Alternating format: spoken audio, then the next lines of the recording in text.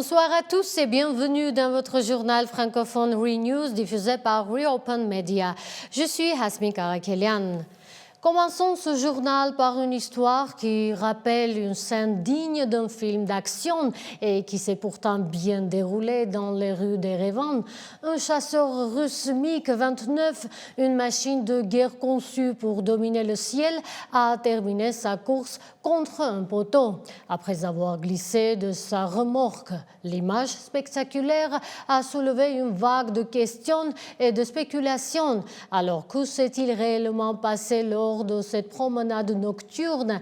S'agit-il d'un simple incident technique ou du symptôme d'un problème bien plus large?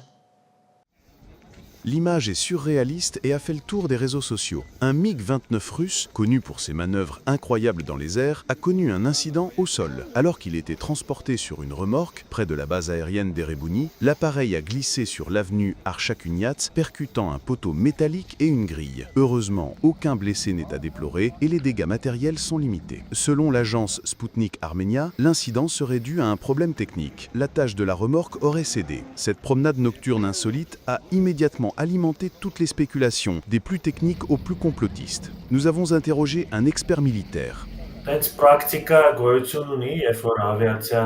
Cette pratique existe. Il arrive que des appareils, comme des chasseurs ou des hélicoptères, soient transportés partiellement démontés par des avions cargo pour diverses raisons. Par exemple, parce que le rayon d'action d'un chasseur est assez limité. Pour un MiG-29, parcourir 3000 km est impossible en un seul vol, explique l'expert. De plus, un tel trajet impliquerait de survoler la Géorgie, l'Azerbaïdjan ou la Turquie, qui pourraient refuser l'accès de leur espace aérien à un avion de combat russe. Une autre raison pourrait être que ce chasseur se trouve dans un état technique qui ne lui permettait pas de voler. Il était donc transporté vers la Russie, justement pour y subir des réparations. Pour être réparé, ou même pour être définitivement retiré du service, précise l'expert. Selon lui, l'opération de transport a été menée de manière peu professionnelle. Heureusement, le MiG ne transportait ni munitions ni carburant et ne présentait donc aucun risque d'explosion. Le danger maximal était une collision avec un autre véhicule ou un bâtiment. Plus tard, une autre vidéo a d'ailleurs circulé, montrant d'autres chasseurs en convoi sur la route de l'aéroport Zvartnots. Dans les prochaines années, nous pourrions assister au retrait de tous ces chasseurs des effectifs de l'armée russe, simplement parce qu'ils ne seront plus en état de voler. L'expert s'appuie sur les cartes satellites de Google, où l'on peut voir à l'œil nu que sur les 18 MiG-29 basés en Arménie, 5 d'entre eux servent déjà de banque de pièces détachées et sont stationnés à l'aéroport de Chirag, sous le contrôle de la 102e base militaire russe de Gyumri. Hasard du calendrier, ce week-end, la ville de Gyumri, qui héberge justement la base 102, a été le théâtre de 3 manifestations simultanées aux messages diamétralement opposés. D'un côté, un rassemblement mené par Arman Babadjanian réclamait le départ de la base russe. De l'autre, le mouvement Mère Arménie et les communistes célébraient l'amitié russo-arménienne, drapeau soviétique et banderole à l'appui. L'Arménie redéfinit sa politique étrangère et le message a été passé de manière solennelle. Le gouvernement a réuni l'ensemble de son corps diplomatique dans la ville symbole de Kapan pour leur exposer sa nouvelle doctrine. Le mot d'ordre, une politique d'équilibre, est la preuve, selon les autorités, que cette politique est déjà à l'œuvre. C'est l'accord de paix pré-signé avec l'Azerbaïdjan le 8 août dernier à Washington. Les ambassadeurs repartent donc avec un mandat clair pour mettre en œuvre cette nouvelle vision sur la scène internationale. La cause principale de toutes les catastrophes de notre histoire a été notre incapacité à rester en phase avec le rythme de l'histoire et des processus internationaux. Et ce qui s'est passé à Washington montre que le rythme de notre histoire est devenu synchrone avec certains processus internationaux, ce qui est très important. Maintenant, nous vivons une époque où l'inverse se produit. Les théories fermentent dans la conscience du peuple et il est important que nous préservions le caractère organique de ce processus. Et pour rappel, l'Arménie dispose d'un réseau diplomatique de 47 missions à travers le monde. Cela inclut 37 ambassades, notamment dans des capitales clés comme Washington, Moscou ou encore Paris, ainsi que 10 consulats. À cela s'ajoutent ces représentations permanentes auprès des grandes organisations internationales, l'ONU, l'Union européenne, l'OTAN ou encore l'UNESCO. Fait notable, la plus ancienne de ces missions est celle de Washington, tandis que l'une des plus récentes a été inaugurée en 2029 en Uruguay. Un drame s'est noué au sein d'une unité militaire du ministère de la Défense. Un jeune conscrit a été retrouvé blessé par balle, mais l'enquête ne s'oriente ni vers un accident ni vers une agression. La piste privilégiée par les enquêteurs est celle d'un acte désespéré. Le soldat aurait tenté de se mutiler pour échapper à son service militaire. Une procédure pénale a été ouverte en ce sens. Originaire de la région d'Ararat, le jeune homme a été opéré d'urgence. Ses jours ne sont pas en danger, mais cette affaire soulève de lourdes questions. L'axe Téhéran-Moscou s'active et le Caucase est au cœur des discussions. Le président iranien Massoud Pezeshkian s'est entretenu aujourd'hui par téléphone avec Vladimir Poutine. Au cours de cet échange, le président iranien a non seulement salué les résultats du sommet d'Alaska, mais il a surtout rapporté à son homologue russe les assurances qu'il a reçues du premier ministre arménien.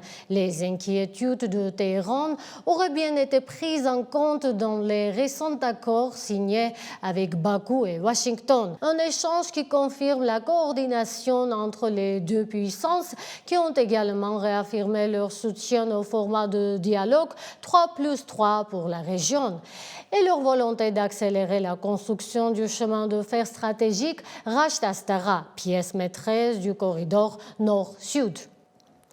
Le compte à rebours a commencé pour la Croix-Rouge en Azerbaïdjan. À la demande de Bakou, l'organisation humanitaire doit plier bagages et cesser ses activités dès le mois de septembre. Une décision aux conséquences potentiellement dramatiques. Face à cette exigence, le Croix-Rouge mène un dialogue de la dernière chance en rappelant un fait crucial. Il est aujourd'hui le seul et unique lien qui subsiste entre les prisonniers arméniens détenus en Azerbaïdjan et leurs familles. La fin de sa mission signifierait pour eux une rupture totale de contact. Et on passe à l'international maintenant, où l'axe Moscou-Pékin est en pleine effervescence. Tous les regards sont tournés vers la Chine qui déroule le tapis rouge pour le sommet de l'Organisation de coopération de Shanghai et surtout pour la visite de Vladimir Poutine. Le ballet diplomatique a déjà commencé. Le président de la Douma russe a été reçu par Xi Jinping, un avant-goût de la rencontre au sommet. Un sommet qui s'annonce particulièrement suivi, puisque le premier ministre arménien et le président azerbaïdjanais ont également été conviés à Tianjin fin août.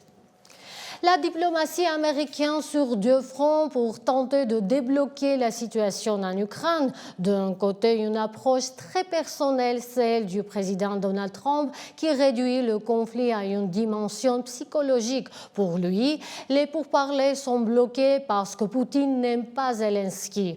De l'autre, la méthode traditionnelle menée par son secrétaire d'État Marco Rubio, qui multiplie les consultations avec tous les grands acteurs européens de Paris à Berlin en passant par Londres et Kiev. Deux styles, deux approches, mais un objectif commun affiché, poursuivre les efforts pour trouver une issue négociée à la guerre. Et pendant que la guerre se poursuit entre la Russie et l'Ukraine, de nouvelles fractures apparaissent en Europe. C'est un avertissement très clair qui vient de Budapest.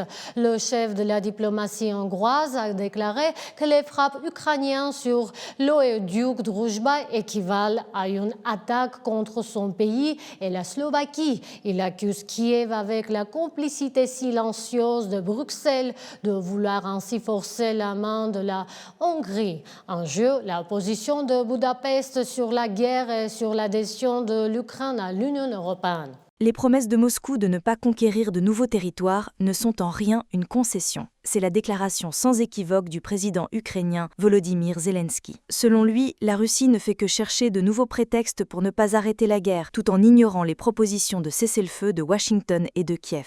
Volodymyr Zelensky a rappelé que son pays a maintes fois offert de négocier sans conditions préalables, mais s'est toujours heurté à un refus de Moscou. Une situation qu'il dit avoir évoquée avec Donald Trump, insistant sur la nécessité de mesures fortes de la part de Washington si la Russie continue de se dérober au dialogue. Pendant ce temps, la diplomatie américaine s'active en coulisses. Le secrétaire d'État Marco Rubio a mené une série d'entretiens avec ses homologues finlandais, français, allemands, italiens, polonais, britanniques et ukrainiens, ainsi qu'avec le chef de la diplomatie européenne. L'objectif commun, selon le département d'État, est de poursuivre les efforts pour parvenir à une solution négociée et durable du conflit. Et la pression monte également du côté européen. Le ministre allemand des Affaires étrangères Johann Wadephul a lancé un avertissement clair. Poutine se trompe s'il pense pouvoir gagner du temps. Selon lui, la pression sur Moscou doit se poursuivre et à cette fin, l'Union européenne prépare un 19e paquet de sanctions. Le ministre a ajouté que la balle était maintenant dans le camp de Poutine pour prouver son désir d'une paix juste, Kiev ayant déjà fait sa part en acceptant des pourparlers sans condition. Il a martelé qu'il ne pouvait y avoir de négociations dans le dos des Ukrainiens et a réaffirmé le soutien indéfectible de l'Europe à Kiev.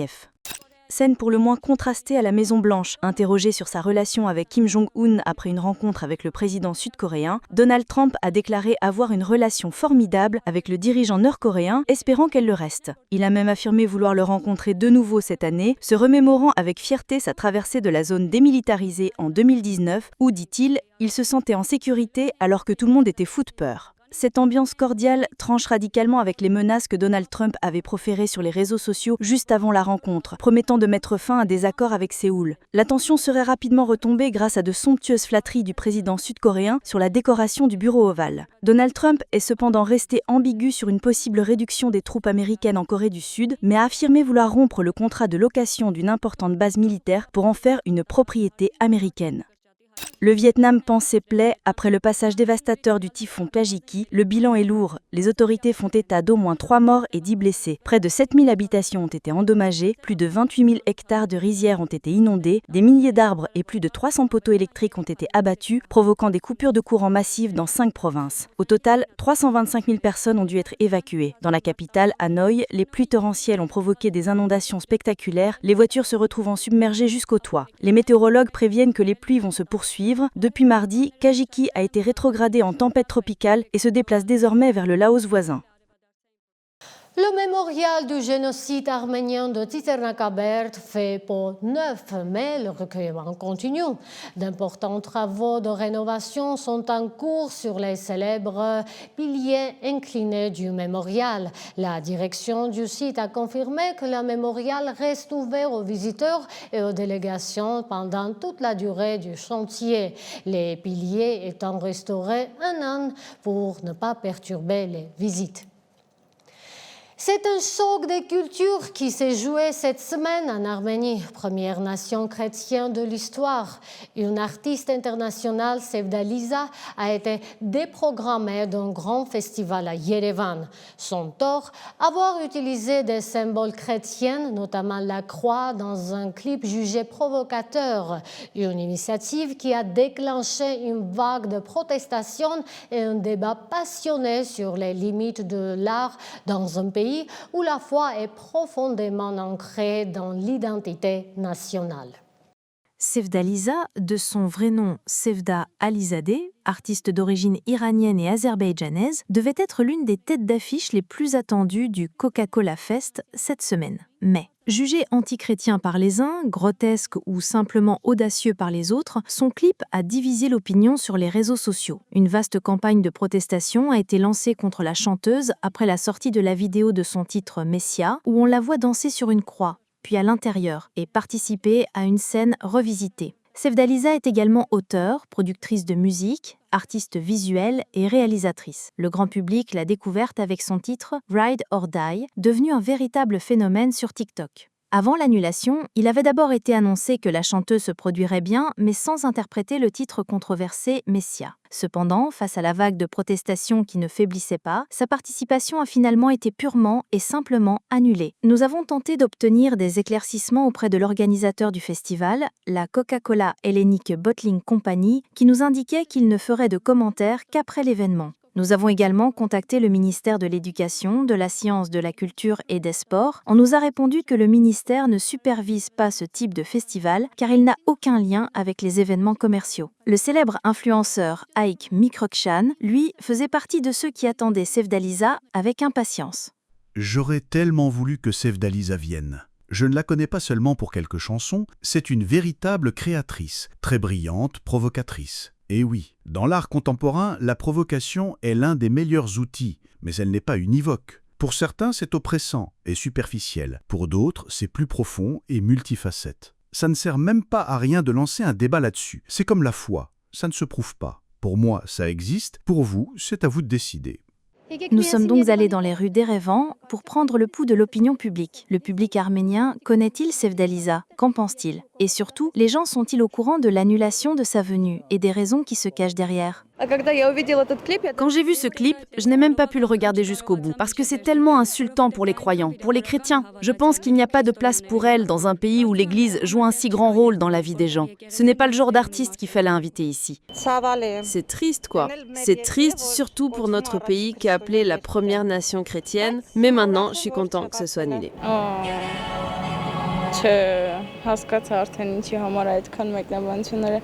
Ah non, je comprends mieux maintenant pourquoi il y avait autant de commentaires, c'est clair. Honnêtement, je n'avais pas vu le clip, mais après ça, je saisis l'ampleur des discussions et c'est une bonne chose que ce soit annulé. J'écoute ces chansons en général, mais cette vidéo, c'est un peu trop. L'utilisation de symboles religieux dans l'art a presque toujours été source de débat. Mais c'est aussi l'un des moyens les plus rapides pour capter l'attention d'un large public. Car comme le disent les experts en marketing, il n'y a pas de mauvaise publicité. Reopen Media. C'était l'essentiel de l'actualité en ce 26 août. Merci d'avoir suivi ReNews, l'édition francophone de Reopen Media. Je suis Hasmin Karakelian et je vous donne un rendez-vous demain. À très vite.